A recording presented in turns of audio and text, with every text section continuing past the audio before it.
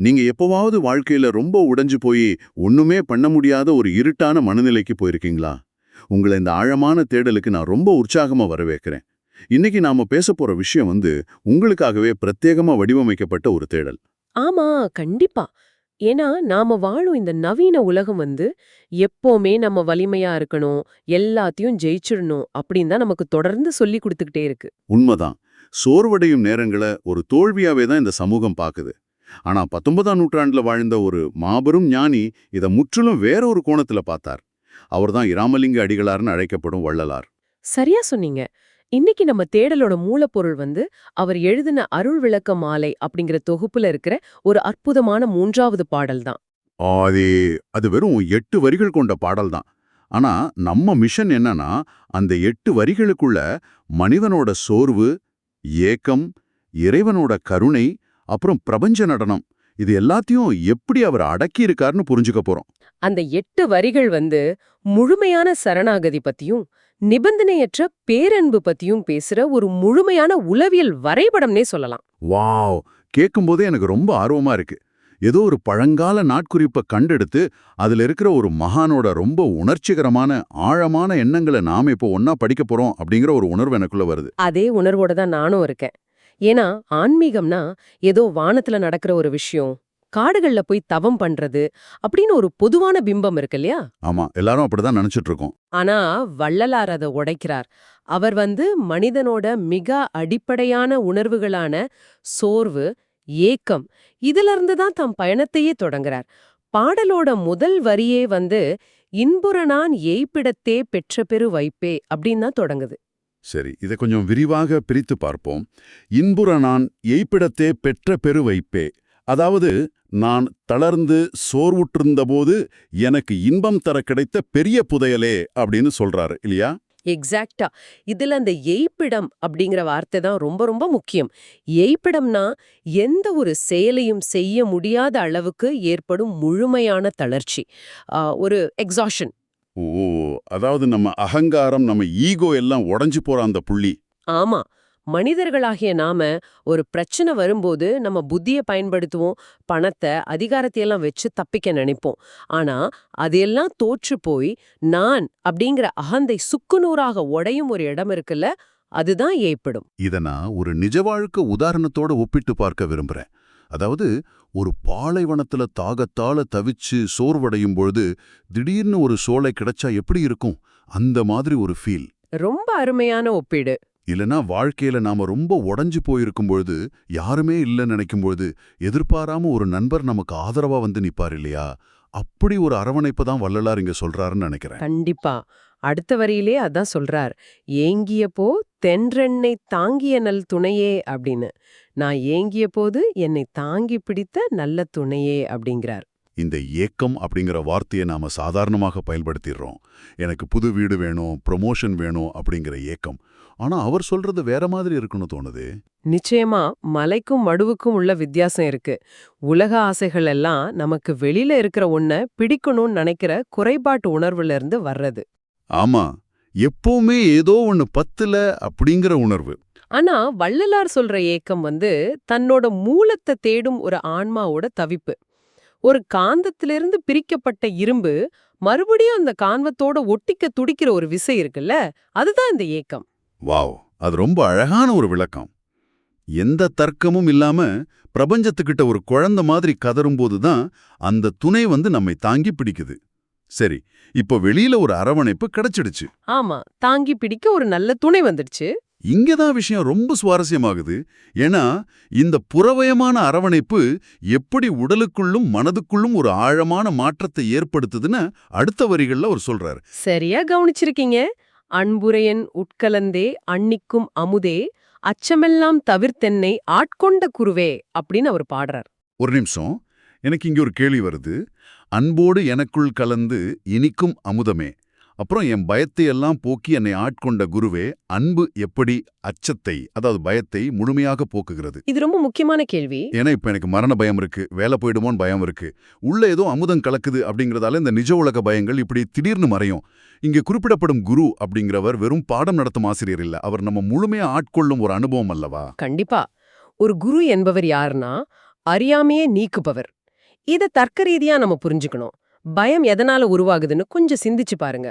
ஆ, ஏதோ ஒண்ணு இழந்துடுவோமோ அப்படிங்கிற நினைப்பால. அதோட ஆணி வேர் என்னன்னா, நான் இந்த பிரபஞ்சத்திலிருந்து தனித்து விடப்பட்டவன் அப்படிங்கிற ஒரு அறியாவை தான். நான் ஒரு தனி மனிதன், என்னை நான் பாதுகாத்துக்கணும் அப்படிங்கிற உணர்வு இருக்கிற வரைக்கும் பயம் இருக்கும். ஓ, அந்த தனிமை உணர்வு தான் பயத்தோட தொடக்கமா?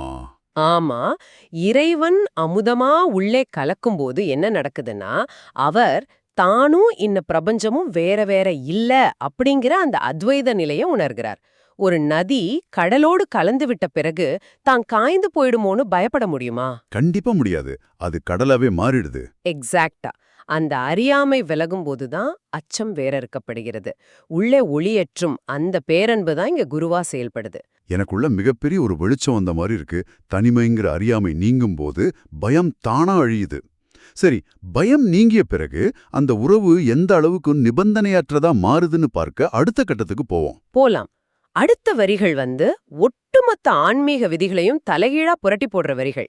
என் பருவம் குறியாதே, எனை மணந்த பதியே, இச்சையுற்ற படியெல்லாம் எனக் அருளும் துறையே அப்படிங்கிறார். அதாவது, எனது தகுதியையோ அல்லது பக்குவத்தையும் பார்க்காமல் என்னோடு கலந்த தலைவனே அப்படின்னு சொல்றார். இத நினைக்கும் போது எனக்கு ஒரு விஷயம் தோணுது. என்ன தோணுது? ஒரு மிகப்பெரிய வேலைக்கு அல்லது பொறுப்புக்கு நமக்கு எந்த தகுதியும் இல்லைன்னு நாம நினைச்சிட்டு இருப்போம். ஆனா நம்மீது நம்பிக்கை வச்சு ஒரு மென்டார் அந்த பொறுப்பை நமக்கு வழங்குவார் இல்லையா? அது மாதிரி இருக்கு. பக்குவமே இல்லாம இருந்தாலும் ஏத்துக்கிற அந்த பேரன்பு உண்மையிலே ஆச்சரியமா இருக்கு. இத ஒரு பரந்த கண்ணோட்டத்தோடு இணைத்து பார்த்தால், தெய்வீக கருணை அப்படிங்கிறது நாம ரொம்ப பெர்ஃபெக்ட்டா மாறுற வரைக்கும் காத்திருக்கிறது கிடையாது. ஓ, நாம தகுதி அடையணும்னு அது எதிர்பார்க்கல. நிச்சயமா இல்ல. இத ஒரு சாதாரண உதாரணம் மூலமா சொல்லணும்னா, ஒரு தாயானவள் சத்ய பிறந்த குழந்தைக்கு பால் கொடுக்கும்போது அந்த குழந்தை வளர்ந்து தன்னை காப்பாத்துமான தகுதிய பார்த்தா கொடுக்கறா? கண்டிப்பா இல்ல. அந்த குழந்தைக்கு எந்த தகுதியும் இல்ல, கேட்கவும் தெரியாது. அப்படியே ஏத்துக்குது. வாவ், எந்த நிபந்தனையும் இல்லாத கருணை. ஆனா அடுத்த வரியில நான் விரும்பியபடியெல்லாம் எனக்கு அருள் புரியும் இறைவனே அப்படின்னு சொல்றார். இங்க எனக்கு ஒரு சின்ன சந்தேகம் வருது. கேளுங்க. தகுதிய பார்க்காம கேட்டதெல்லாம் கொடுத்தா மனிதன் தன்னோட சுயநலத்துக்காக எதை வேணாலும் கேட்பானே. இது கொஞ்சம் ஆபத்தான ஒரு விஷயமா எனக்கு தோணுதே. மேலோட்டமா பார்க்கும்போது அப்படிதான் தோணும். ஆனா நாம முதல் வரியிலிருந்து பயணம் செஞ்சு வரணும். அகங்காரம் முழுமையா உடைஞ்சு தனிமைங்கிற அறியாமை நீங்கி பிரபஞ்சத்தோடு கலந்த ஒரு மனிதனை பத்தி நாம பேசிட்டு இருக்கோம். ஓஹோ, ஈகோ முழுசா அழிஞ்சாச்சா? ஆமா, ஈகோ செத்துப்போன ஒருத்தருக்கு எப்படி சுயநலமான ஆசைகள் இருக்க முடியும்? அவரோட ஆசை ஒட்டுமொத்த உலகத்தின் நன்மைக்கானதா மாறிடும். அதனாலதான் அவர் எதை கேட்டாலும் அது தர்மமா தான் இருக்கும்னு இறைவன் அவருக்கு விரும்பியபடியெல்லாம் அருள் புரிறான். ரொம்ப தெளிவா சொல்லிட்டீங்க. அந்த அகமாற்றம் நடந்த பிறகு தப்பு நடக்க வாய்ப்பே இல்ல.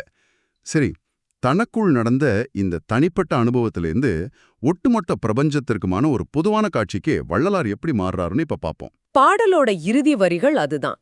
துன்பரமை அன்பருக்கே பொது நடஞ்சை அரசே, தூய திருவடிகளுக்கென் சொல்லும் அணிந்தருளே. உண்மையான பக்தர்களின் துன்பம் நீங்க பொதுவெளியில நடனமாடும் அரசனே, உன்னுடைய தூய்மையான திருவடிகளுக்கு எனது இந்த சொற்களையே மாலையாக அணிந்து அருள் புரிவாயாக அப்படிங்கிறாரு. அப்படியானால் இதற்கெல்லாம் என்ன அர்த்தம்? இது ஒரு முக்கியமான கேள்வியை எழுப்புகிறது. இங்க பொது நடம் அப்படிங்கிற வார்த்தை ரொம்ப முக்கியம். இறைவனோட நடனம் எந்த ஒரு குறிப்பிட்ட மதத்துக்கோ சாதிக்கோ சொந்தமானது கிடையாது.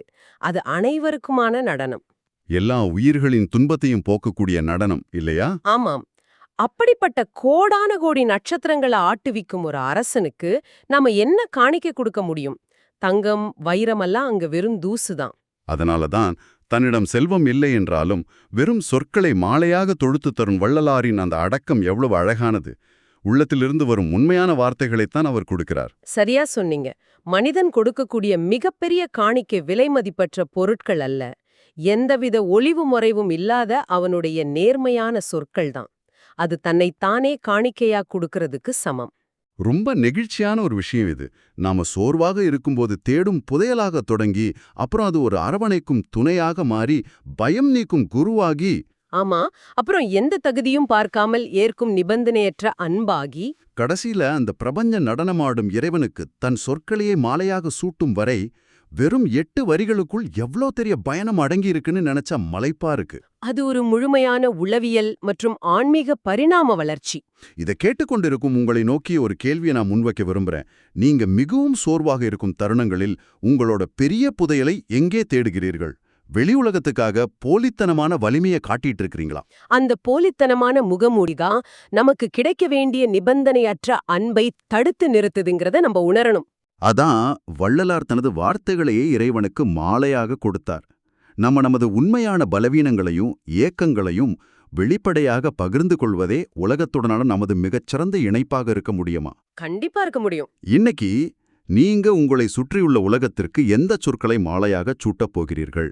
இந்த ஒரு ஆழமான கேள்வியோட உங்களுக்குள் ஒரு சிந்தனையை தூண்டிவிட்டு இன்றைய நமது இந்த தேடலை நிறைவு செய்கிறோம்.